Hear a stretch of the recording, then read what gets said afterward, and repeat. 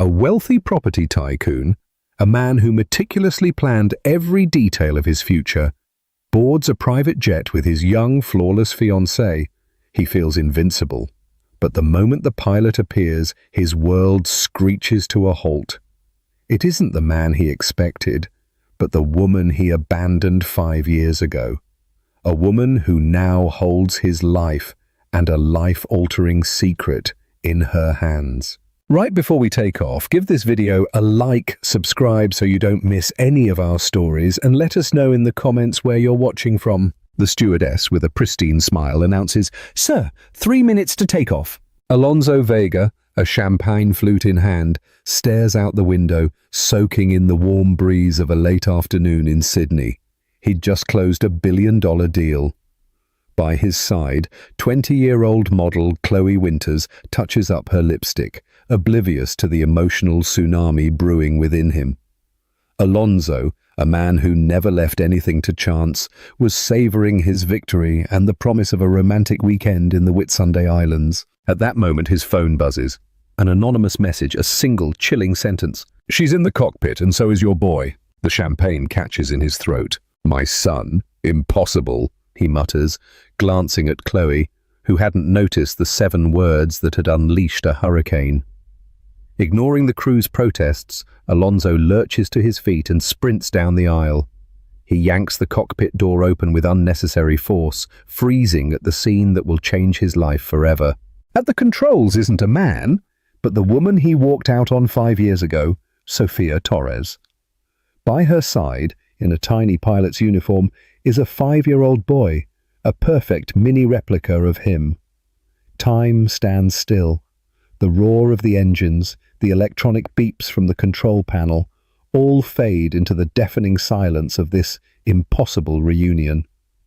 Alonso feels his blood turn to ice as his brain struggles to process the scene. "Sir, I must ask you to return to your seat. We're about to take off." Sophia speaks with a professional calm that brutally contrasts the storm in her green eyes. There isn't a tremor in her voice to betray the emotional cyclone raging inside. The boy turns, his big, curious brown eyes, the very same as Alonso's, sparkling with innocence and excitement. "G'day, I'm Leo. You like planes? This one's my favorite," he says, holding up a miniature model. I...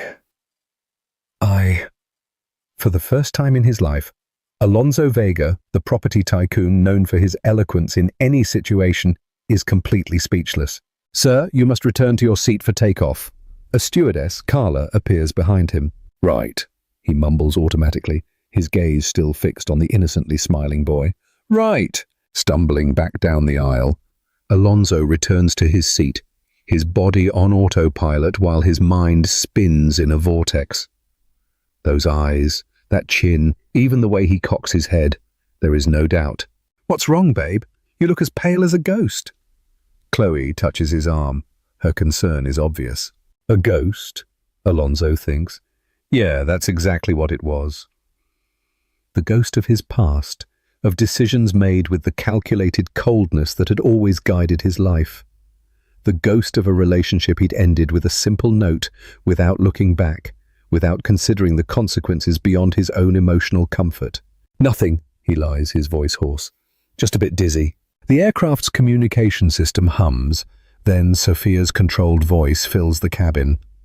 "Ladies and gentlemen, this is your captain speaking. Welcome aboard.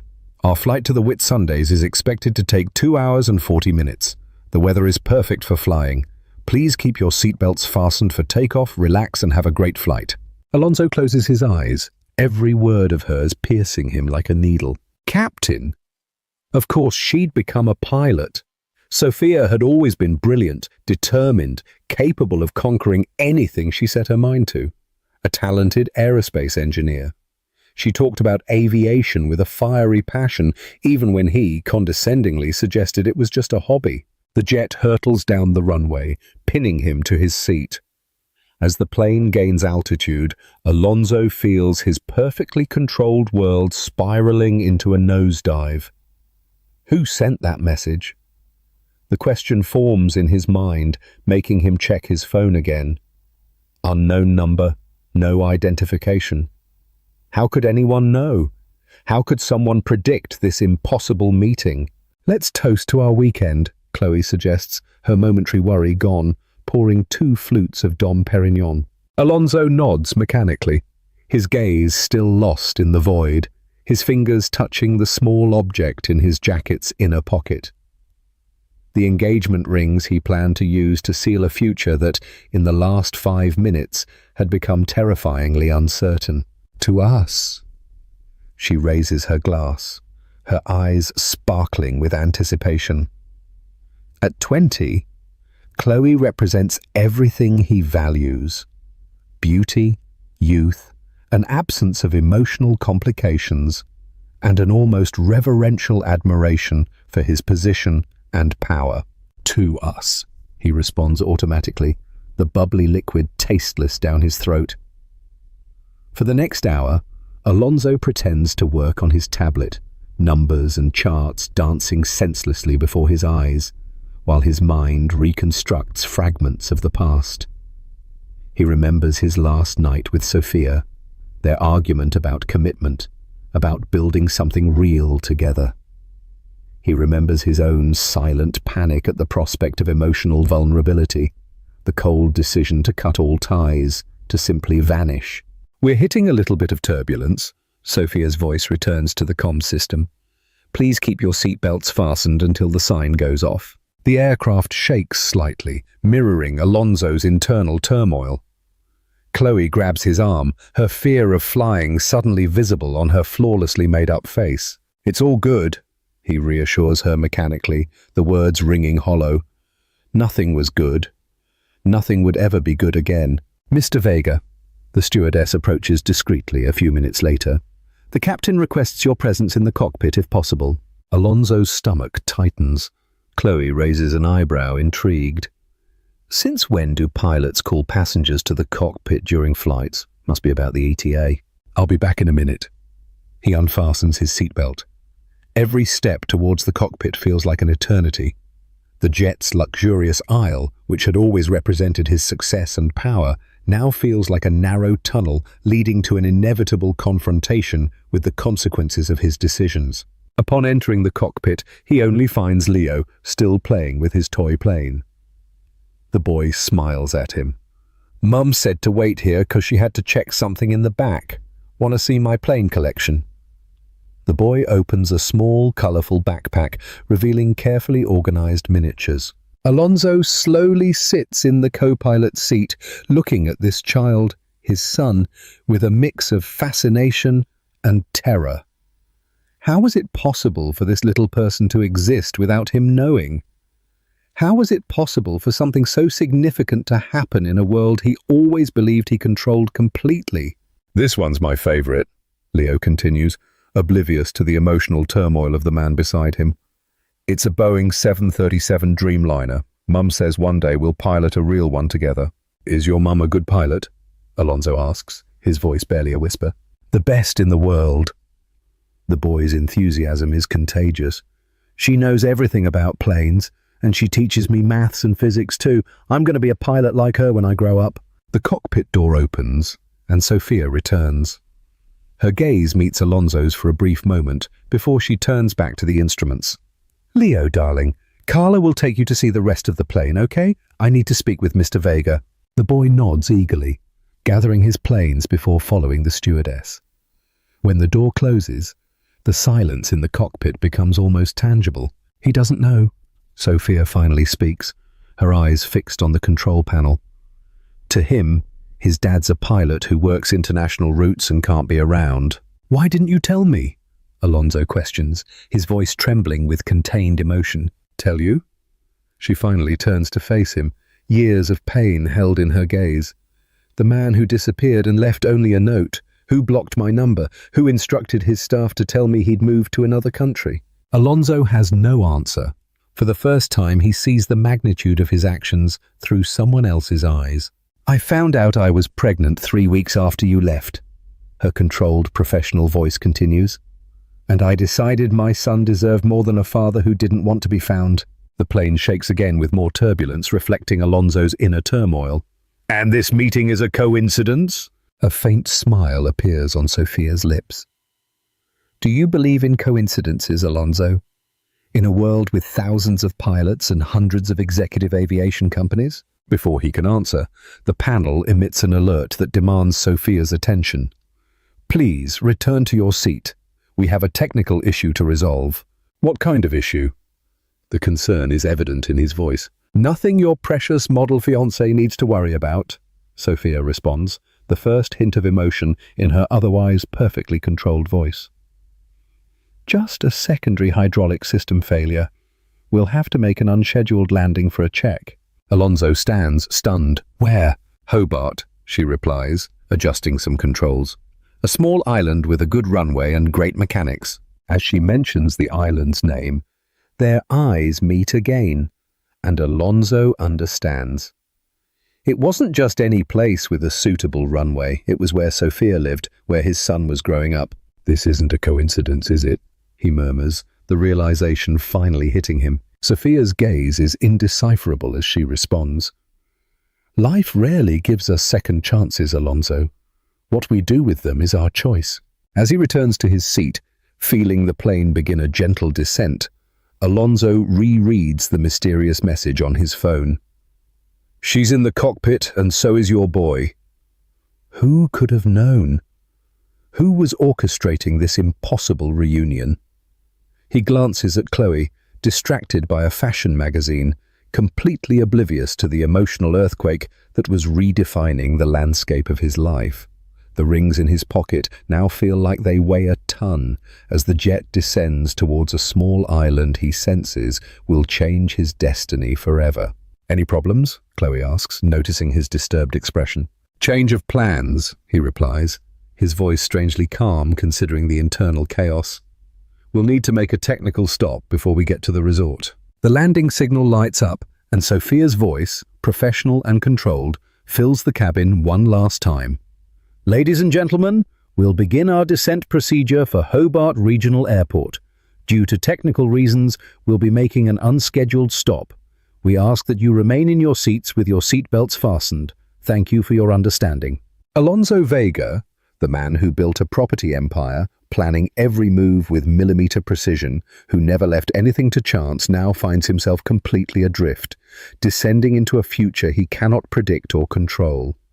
For the first time in his life, the man who always had all the answers is completely speechless in the face of the most important question he's ever faced. How to be a father to a son he didn't know existed. The small airport in Hobart is little more than a concrete strip with a modest hangar and a makeshift waiting room. When the jet's stairs are in place and the door opens, Alonso feels the island's humid warmth envelop him like a premonition.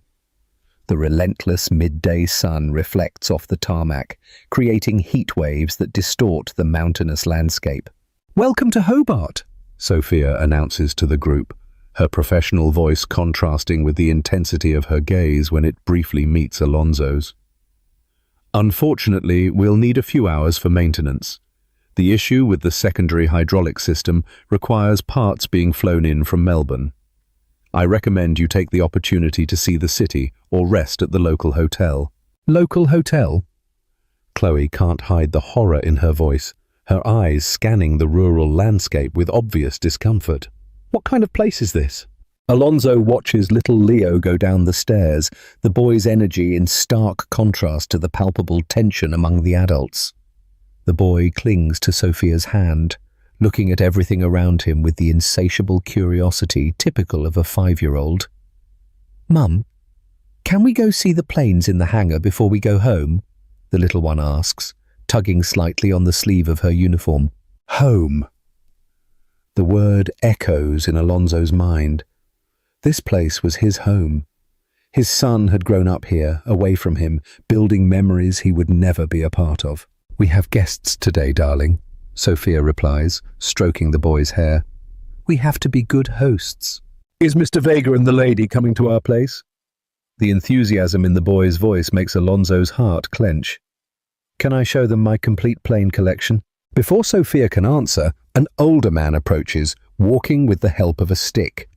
His sharp eyes examine the group for a moment before a warm smile forms.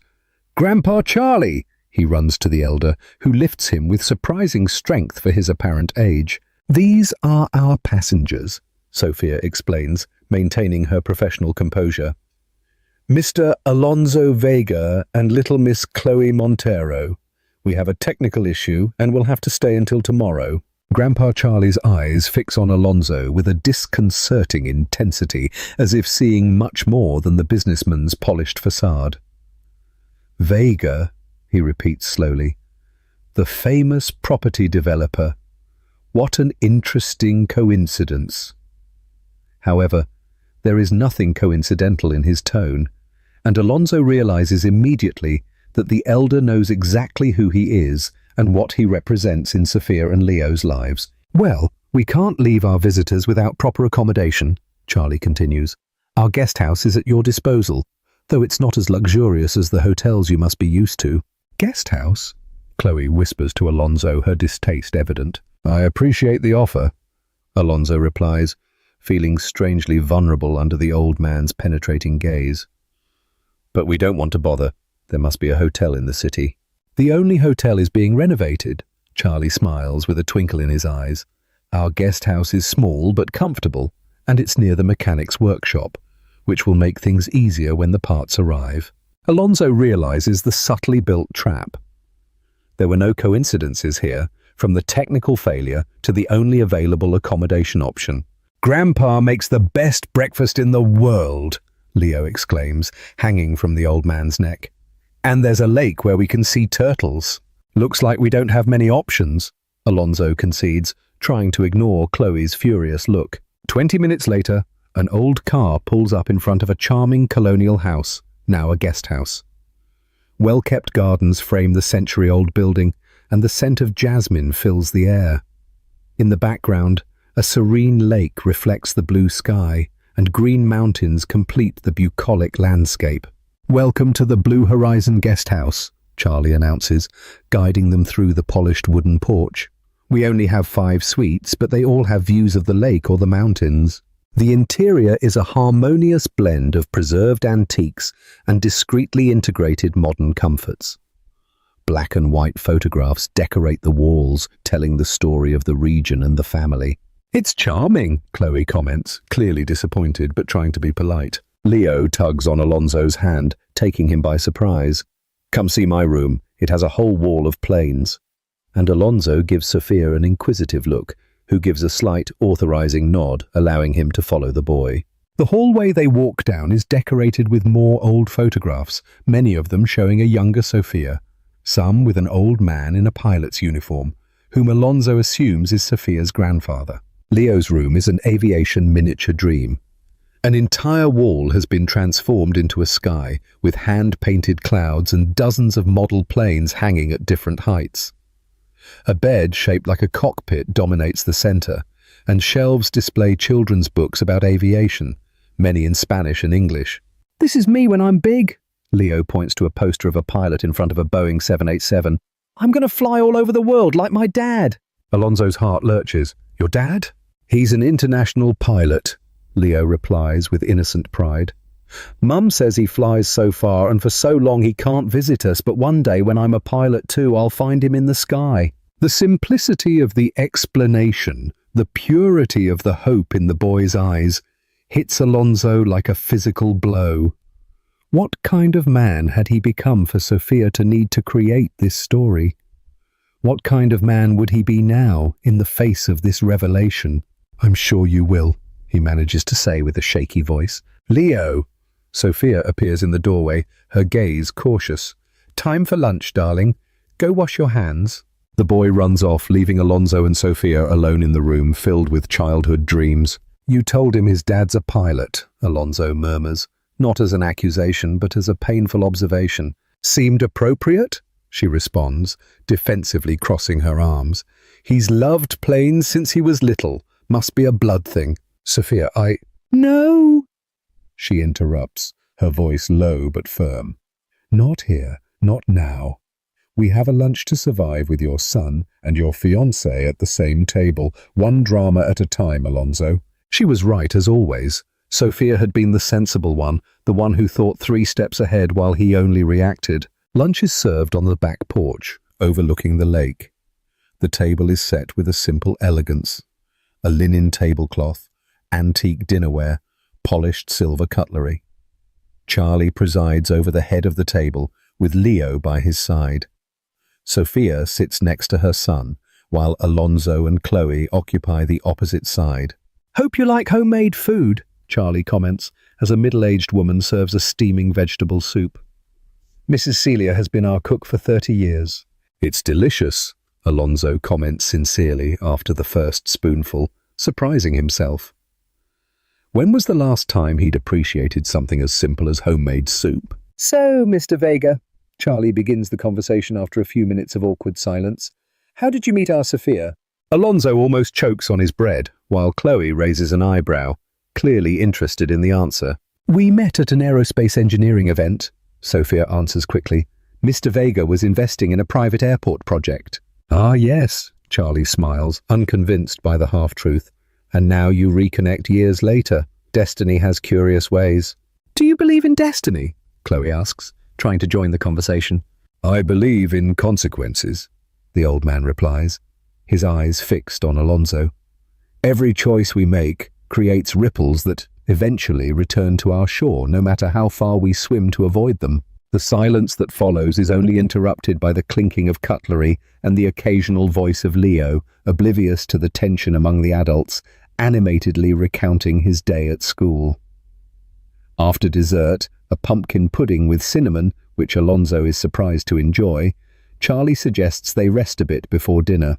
"The sweets are already out. I imagine you're tired from the trip." "Actually," Chloe rises gracefully, "I'd love to see a bit of the city. Alonso, would you mind coming with me?"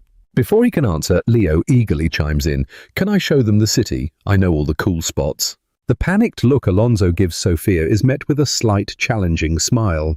"It would be educational for Leo to be a guide," she comments casually. "If you don't mind, of course."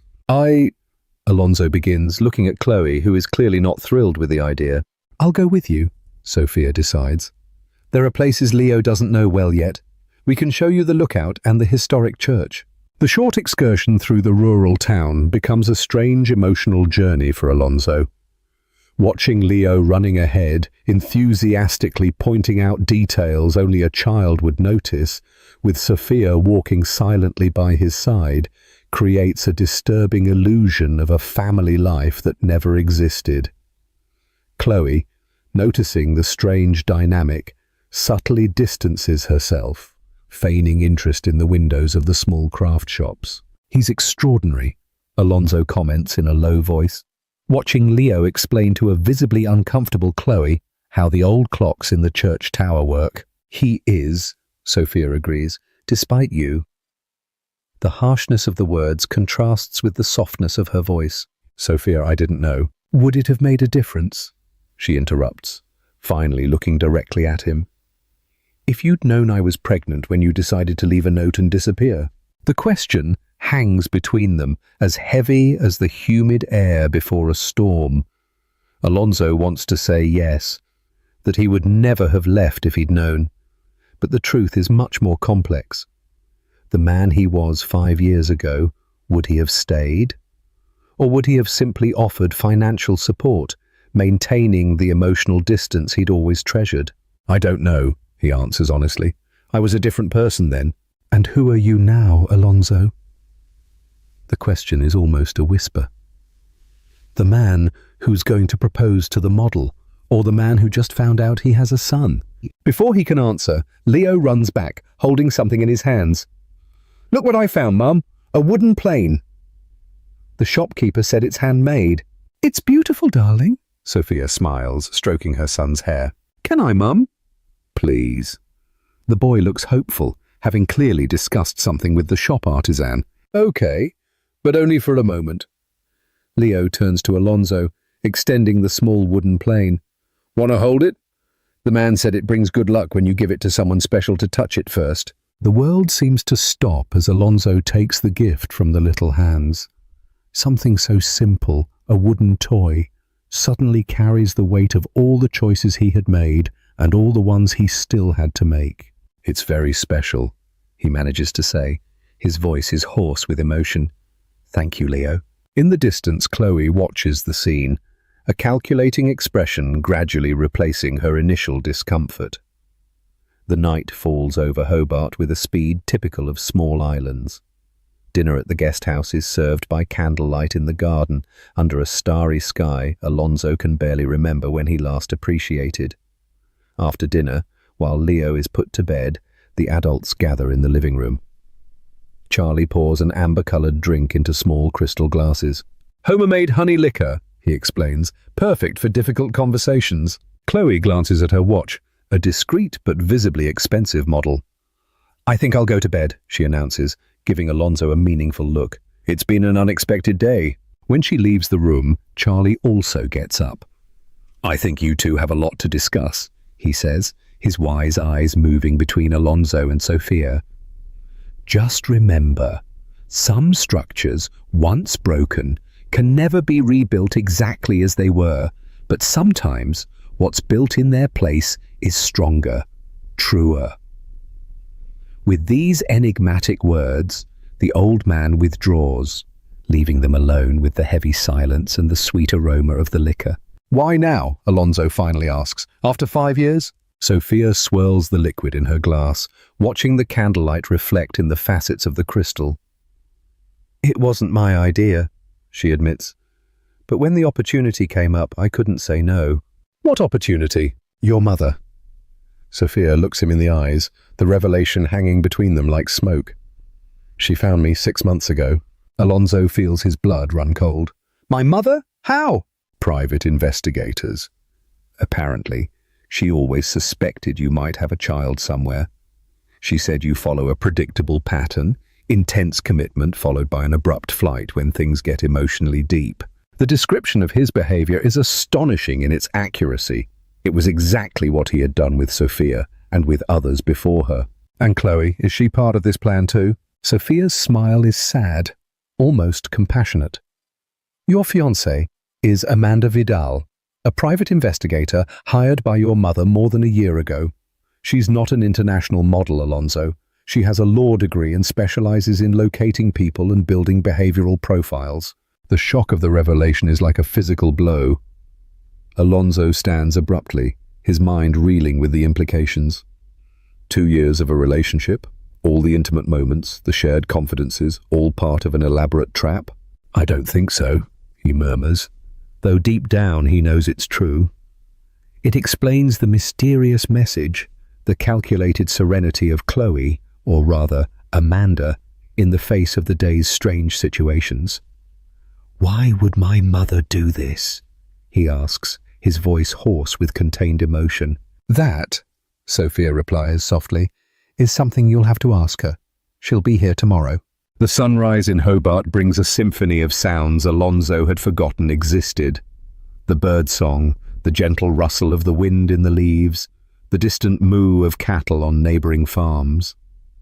Sitting on the guest house porch, a mug of strong coffee in his hands, the businessman watches the first rays of sun paint the lake gold while his mind processes the revelations of the previous night. Chloe, or rather Amanda, was not in her room when he returned.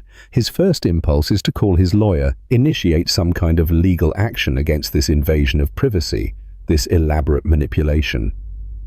But something stops him. Perhaps the honey liquor, perhaps Sophia's sincere gaze, or maybe, just maybe, the weight of a responsibility that is beginning to take a concrete shape in his consciousness. "You were always an early riser." His mother's voice startles him, making him almost spill his coffee. Catherine Vega, in her late 60s, had maintained the discreet elegance and impeccable posture that had always characterized her. Dressed with a simplicity that still screams sophistication, she sits in the chair next to her son.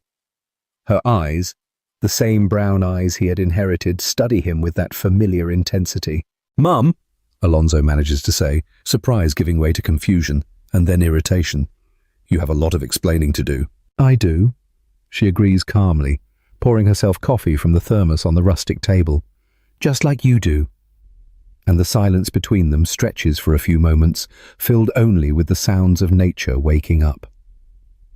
Alonso struggles to organize his thoughts, to formulate the right questions, to understand how his own mother, the woman who had always respected his space, his decisions, his independence, had orchestrated such an elaborate intervention in his life. "Why?" is all he can finally ask. Catherine takes a deep breath, her eyes lost in the landscape for a moment before returning to her son. "Because you're becoming your father," she responds with a softness that doesn't lessen the word's force. "And I promised myself, when I first held you, that I would do everything in my power to prevent that from happening." The mention of his father makes Alonso tense. Albert Vega had been a ruthless businessman, building an empire at the cost of destroyed relationships, including his marriage and his relationship with his son. He had died alone in his luxury penthouse, surrounded by wealth and empty of genuine connections. "I'm not like him," Alonso protests, his voice low but firm. "No?" Catherine raises an eyebrow. "How many relationships have you ended at the first sign of emotional depth? How many times have you abandoned people who cared about you because it was easier than facing your own vulnerability? Your father did the exact same thing, Alonso. The difference is that he had me to clean up the mess." The words hit Alonso like stones thrown with precision, each one finding a truth he had spent years denying. "And who cleaned up my mess?" he asks, fearing the answer. "No one," Catherine replies simply. "Sophia refused any contact, any help. When I finally found out about Leo's existence through investigators I hired on a purely maternal intuition, she had already rebuilt her life here." "How?" he asks. "How is she doing now?" The question escapes him before Alonso can contain it. A small smile curls Catherine's lips. "Extraordinary. She used her engineering background to specialize in aviation. She works for 3 different companies. She flies to international destinations. She's raised a son alone. She's built an impeccable reputation, and yet she's taken the time to be an active part of this community." The pride in his mother's voice as she talks about Sophia is unmistakable. And Alonso feels a pang of jealousy, not of the admiration for Sophia, but of the strength of character he himself had never been able to show. "And now?" he asks, placing the empty mug on the table. "What do you expect to happen? That I'll abandon my life, my businesses, and move to this little town to play happy families?" The look Catherine gives her son is a mix of disappointment and stubborn hope. "I expect you, for the first time in your life, to face the consequences of your choices instead of running from them. To get to know your son, not because you have to, but because he deserves to be known. And maybe, just maybe, to learn that there are more valuable things in this life than corporate mergers and quarterly profits." Before Alonso can reply, the sound of a child's footsteps interrupts the conversation. Leo appears on the porch, still in his pajamas, rubbing his sleepy eyes. "Good day," he murmurs. Then he freezes when he sees Catherine. His eyes widen, sleep instantly replaced by vibrant curiosity. "You're the lady from the portrait." Catherine smiles, genuinely surprised. "Portrait?" "In Grandpa Charlie's office," Leo explains, cautiously approaching. "There's a photo of you with him from a long time ago. Grandpa said you were a great family friend." Alonso looks at his mother, confused. Catherine seems equally surprised by the mention of the portrait, but quickly regains her composure. "Yes, I met your grandfather many years ago," she confirms, "even before you were born." Leo studies Catherine with an almost comical intensity, his little brow wrinkled in concentration. "You look like him," he finally declares, pointing to Alonso. "She's my mum," Alonso explains. The word sounds strange in his own ears. "Then that makes her your grandma?" Leo's eyes light up with understanding. "Are you my grandma?" Catherine gives Alonso a quick glance before nodding. "Yes, darling, I'm your grandma."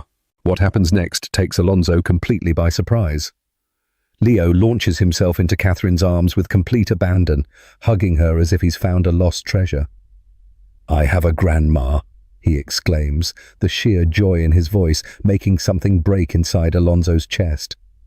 "Wait till I tell Liam at school. He has 3 grandmas, but his grandma isn't as pretty as you."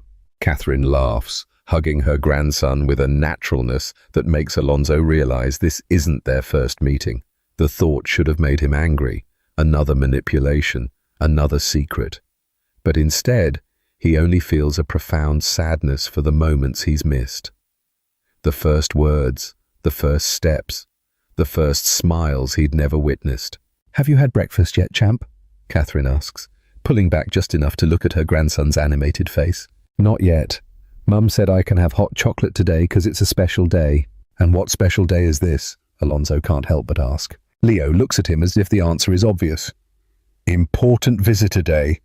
Grandpa Charlie says people who come from far away deserve hot chocolate." The simplicity of the child's logic makes Alonso smile involuntarily.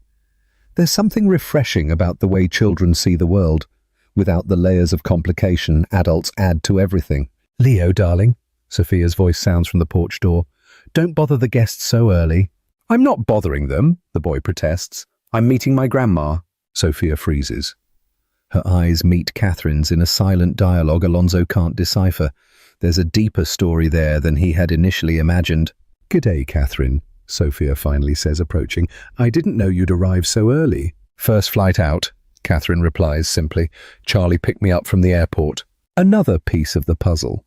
Charlie, Sophia's grandfather, was clearly involved in this family conspiracy. The more Alonso discovers, the more he realizes how elaborate the web woven around him has been. "How long have you known my mother exactly?" Alonso finally asks Sophia. "Personally for 6 months," she replies, sitting down at the table. "But through letters, almost 3 years." "Letters?" Alonso looks at Catherine, incredulous. In the digital age, his mother shrugs elegantly. Some conversations are too sacred for emails, which can be hacked, or messages that can be spied on. And there's something about handwriting that forces sincerity, don't you think? Before Alonso can fully process this new information, Amanda, the fake Chloe, appears on the porch, dressed in practical clothes that contrast dramatically with the elaborate style she'd maintained during the 2 years of her relationship with Alonso. "G'day, everyone," she greets. Her accent is subtly different from what Alonso is used to. "I imagine it's time we drop the pretense." Alonso stands abruptly. 2 years, Amanda. 2 years of lies? "I prefer to think of it as 2 years of in-depth research," she responds calmly. "And believe me, Alonso, I learned a lot more about you than I'll ever need to reveal to your mother." "Why?" The question is aimed at everyone, and no one in particular. "Why this elaborate theatre? Why didn't you just tell me about Leo?" "I tried," Sophia responds softly. "In the first months after I found out I was pregnant, I sent dozens of emails. I left countless messages, all blocked, all ignored. And when I finally found you," Catherine continues, "you were so immersed in your world of business, so convinced of your own narrative, that any mention of past responsibilities was immediately rejected. We needed you to see," Amanda adds, "not just to find out, not just to know intellectually, but to see your son, to feel his reality, to understand what you were missing out on before it was too late." Alonso sits back down, stunned by the brutal honesty of these 3 women, who each in their own way had conspired to confront him with the truth he had spent years avoiding. "And what happens now?" he asks, his voice more vulnerable than he had ever allowed in public. "That," Sophia replies, "depends entirely on you, not on the Vega Empire, not on the impeccable CEO, not on the man who built skyscrapers and exclusive resorts. It depends on Alonso, the man, the father, the person you choose to be from today."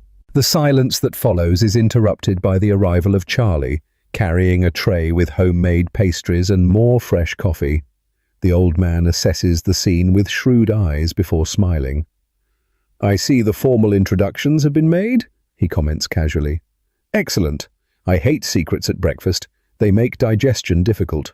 The comment, so mundane in the midst of the moment's emotional intensity, elicits a reluctant laugh around the table, momentarily easing the tension. "Catherine," Charlie continues, sitting at the head of the table, "Leo's eager to show you his collection.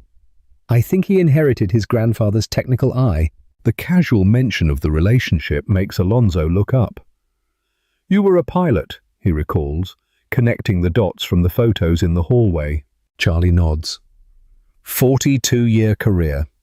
I started in small cargo planes and ended up commanding Boeing 747s for Qantas. The passion for flying has been in the family for 3 generations now. 4, Catherine corrects softly. Alonso's father was also fascinated with aviation, although he never pursued a career. Another unexpected revelation. Alonso looks at his mother confused. Dad rarely talked about anything he couldn't control completely. And the sky, Alonso, Catherine responds. The sky can never be truly controlled. It can only be respected, understood, navigated with humility. The analogy is not lost on him. Alonso glimpses for the first time the possibility that his life, so carefully planned, so rigidly controlled, might be missing out on the very thing that would make it meaningful. The ability to adapt to the unexpected, to navigate the uncontrollable, to find beauty in unpredictability. Leo returns at that moment, now fully dressed and brimming with energy. Grandma, you coming to see my collection? It's got a plane like the one Mr. Alonso came in now. It's a Gulfstream G150, Alonso corrects automatically before the boy can. I'd like to see your collection too, Leo, he suggests, surprising himself.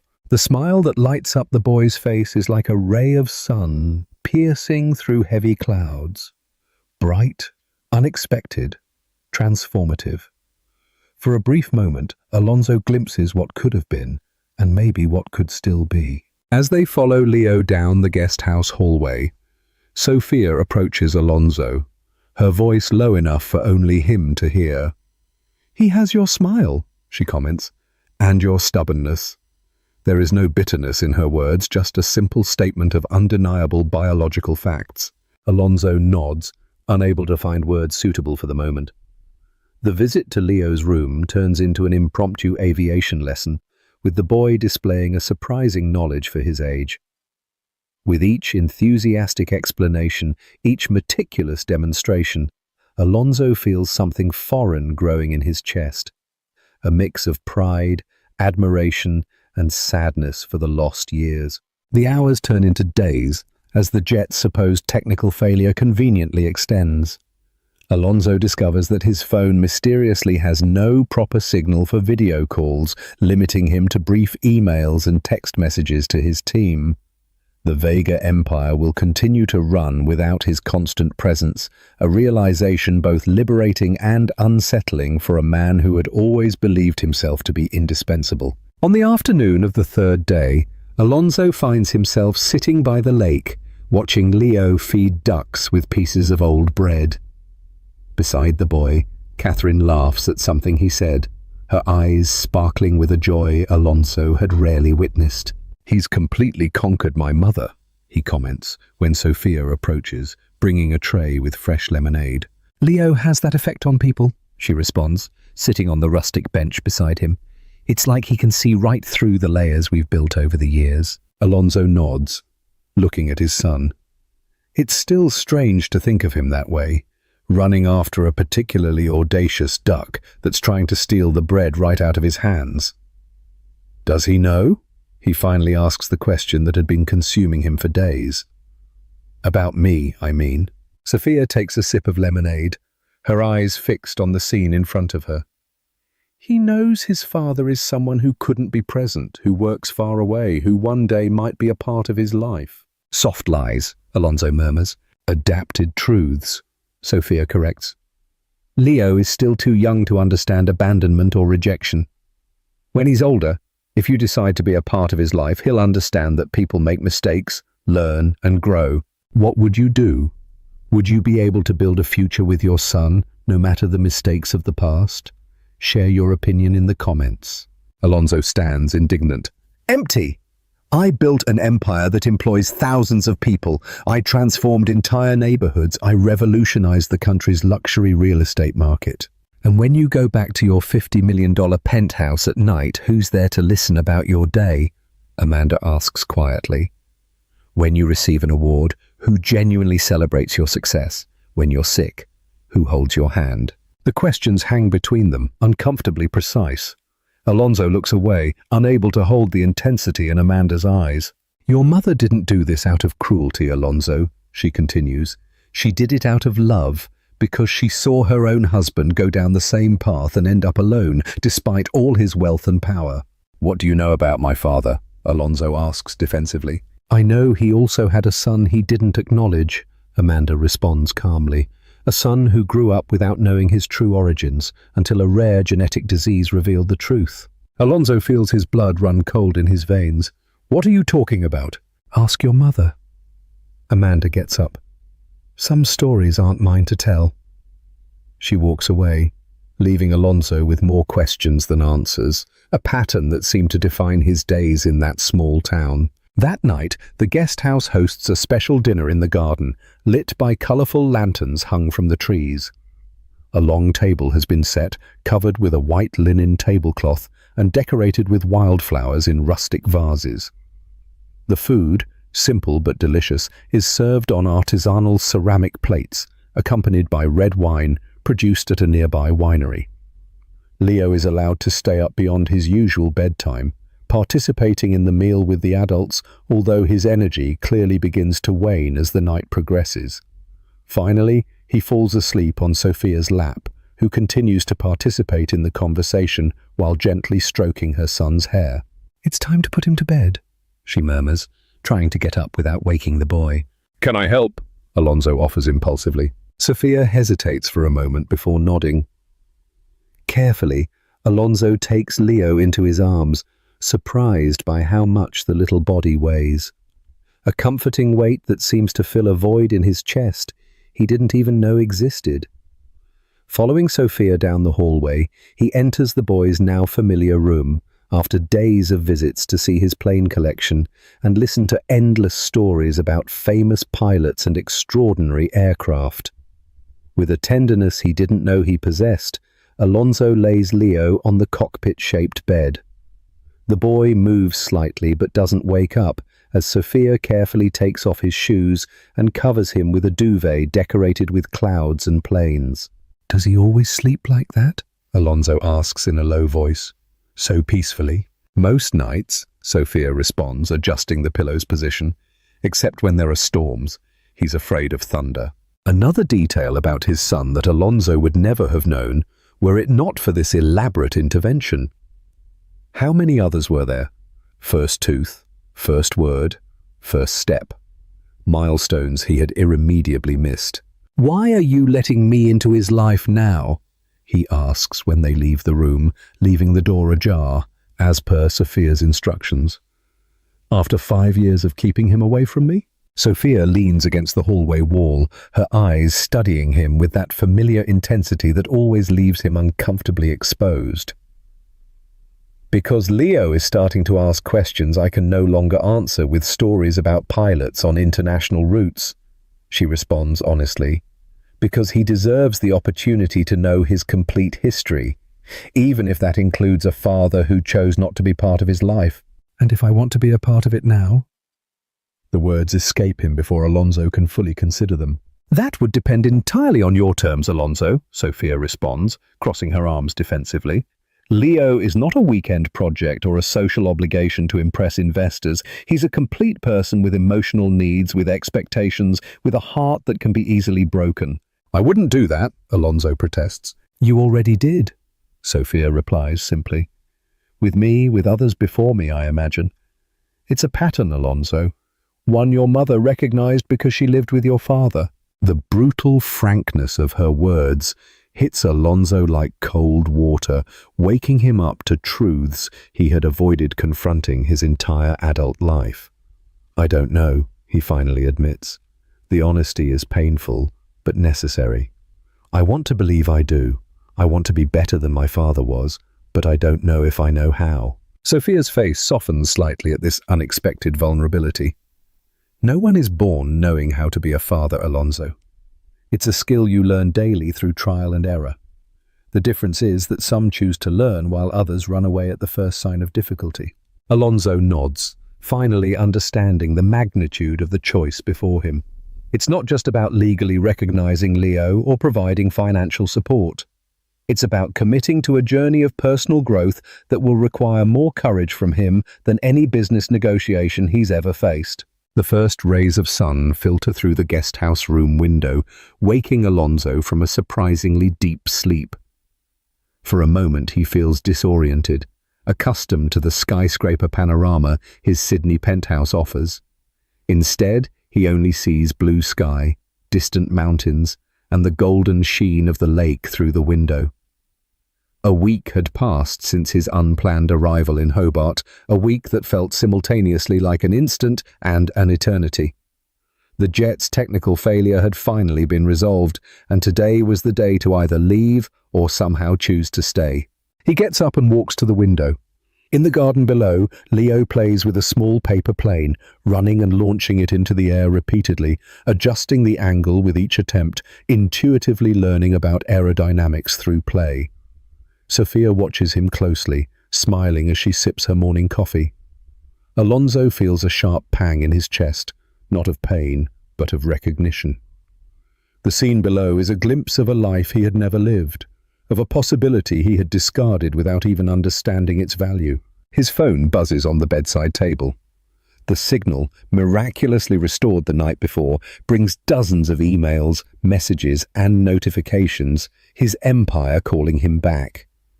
One notification in particular catches his eye. Vega Corporation's shares had fallen 3%, following rumours about an unacknowledged heir of the CEO. The news had already leaked.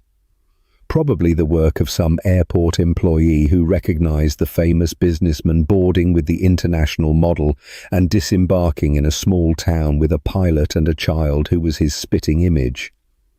Another email, this one from his financial director, warns of an urgent board meeting needed to control the company's image damage. Alonso almost laughs at the irony.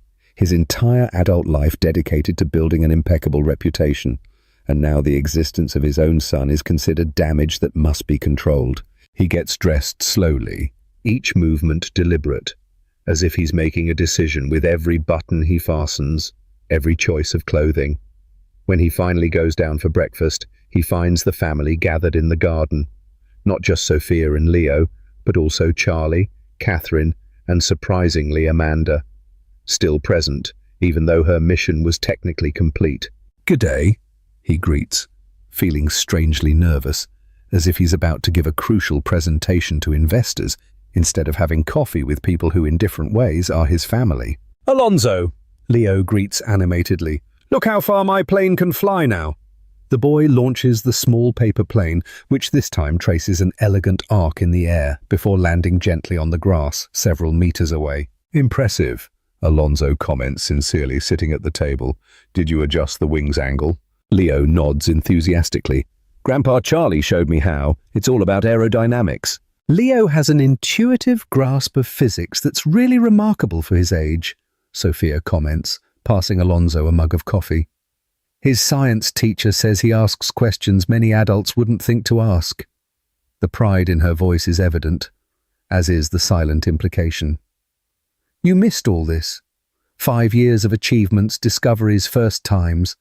I imagine you're keen to get back to civilization," Charlie comments, looking at him over his reading glasses with the local newspaper open in front of him. "The jet's been ready since last night." "Actually," Alonso begins, surprising himself with the words that follow, "I was thinking of staying a few more days, if it's not an inconvenience." The silence that follows is eloquent. Sophia looks up from her mug, visibly surprised. Catherine smiles softly, as if she had foreseen this moment. Leo, oblivious to the adult complexities, simply celebrates. "Yes! We can go to the Aviation Museum in Santa Cruz, Hobart. There's a real Spitfire there." "It would be acceptable," Sophia replies cautiously, her eyes studying Alonso with a newfound wariness. "I have some virtual meetings I can't postpone," Alonso explains, "but they can be done from here, and I'd like to get to know Leo's routine better." That afternoon, while Leo is at school, Alonso finally has the conversation he'd been avoiding with his mother. Sitting by the lake, away from the others' ears, Catherine confirms what Amanda had hinted at. "Your father had another son," she reveals calmly. 3 years older than you, with a company secretary before we met. When she got pregnant, he fired her and denied any responsibility. And how did you find out? Alonso asks, feeling a strange mixture of shock and inexplicable relief, as if a mystery he didn't even know existed finally makes sense. When you were 12, we got a call from the hospital. A 15-year-old boy urgently needed a bone marrow transplant. He had a rare genetic condition that also runs in your father's family. The doctors had traced compatible potential donors. And he was my brother, Riley. Catherine provides the name softly. He was my half-brother? Yes, she confirms. Your father denied it to the end, even when the tests confirmed it. He refused to help. He forbade you from being tested as a possible donor. Alonso closes his eyes, trying to process the magnitude of this revelation. And what happened to him? He found another donor, less compatible. He survived, but with complications. He now lives in Sydney. He's a university engineering professor. Did you stay in touch? Discreetly. Your father never knew. Riley contacted me when he was 20, wanting to know his story. He wasn't angry, just curious. He's an extraordinary man, Alonso. You would like... Alonso feels as if the ground is opening up beneath his feet. His whole life he believed he was an only child, raised by an emotionally distant but at least physically present father. Now he discovers he's part of a pattern, a cycle of abandonment he's dangerously close to repeating. Why are you telling me this now? He asks, though he already guesses the answer. Because you're at the same crossroads as your father. Twice he chose the path of least emotional involvement, with Riley and then with you in his own way. The question is, what choice will you make, Alonso? That night, after helping Leo with his homework, a surprisingly gratifying experience, Alonso finds Sophia alone on the porch, looking at the stars. Without preamble, he says, I want to be a part of his life. I don't know how. I don't know if I'll be good at it, but I want to try. Sophia continues to look at the sky for a long moment before replying. It's not a simple decision, Alonso. It's not just about occasional visits or expensive birthday gifts. It's about consistency, commitment, being present, even when it's inconvenient. I know, he responds, approaching to look at the same sky she's contemplating. I'm willing to learn, to change whatever's necessary. Why? The question is simple but loaded with meaning. Why now, after 5 years? Alonso considers several answers, some calculated to impress her, others to elicit pity. But in the end, he chooses the simple, raw truth. Because when I look at Leo, I see the person I could have been if I'd learned early on that connection is more important than control.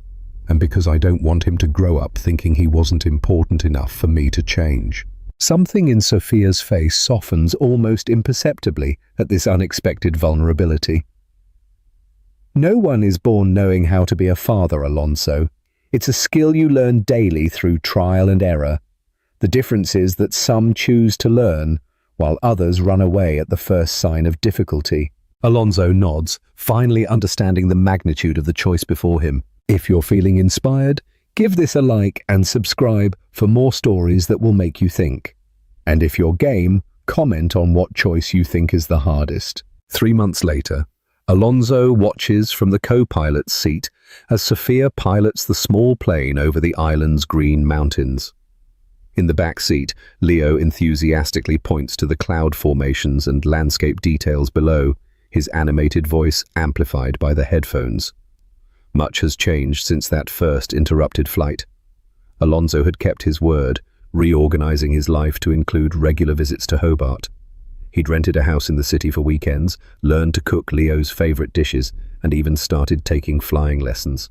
Not to compete with Sophia, but to better understand the world that so fascinated his son. The Vega corporations had survived the initial scandal, and after a press conference where Alonso publicly acknowledged his paternity of Leo, the shares had stabilized. Some conservative investors left. Others surprisingly saw the transparency as a positive sign of corporate maturity. Look, Dad! Leo's voice on the headphones still causes a surge of emotion in Alonso every time he calls him that, a title he's slowly learning to earn. That's our lake down there. I see it, he replies, smiling at his son's enthusiasm. Everything looks different when you change your perspective. Sophia comments, gently adjusting the controls. Ready to take control for a minute? The offer surprises Alonso. Are you sure? We're at cruising altitude, clear sky, perfect conditions, she replies. That slight smile he's beginning to recognize again, curving her lips. Besides, I have good reflexes if you start steering us towards a mountain. Carefully, Alonso places his hands on the controls, feeling the subtle vibration of the aircraft, the literal responsibility of 3 lives in his hands. It's terrifying and exhilarating at the same time. Are you flying, Dad? Leo exclaims with evident pride in his voice. I am, Alonso confirms, concentrating intensely on keeping the plane level. I'm flying. But somehow those simple words have a much deeper meaning, not just about controlling an aircraft, but about finally taking control of his own life, his choices, his responsibilities. The open sky in front of him, infinite in its possibilities, seems the perfect stage for this moment of clarity. Alonso Vega, who had spent his life building structures that touched the sky, was finally learning to fly. Not alone, as he had always believed was more efficient, but accompanied, guided, supported by people who, in different ways, formed the family he didn't know he needed. And where are we going now? Leo asks. Alonso exchanges a look with Sophia before responding, finding in her eyes not the love they once shared, but something equally valuable. Respect, mutual understanding, and the silent promise of a future where both would put their son's needs above all else. Wherever you want, he replies, knowing that for him the sky was the limit.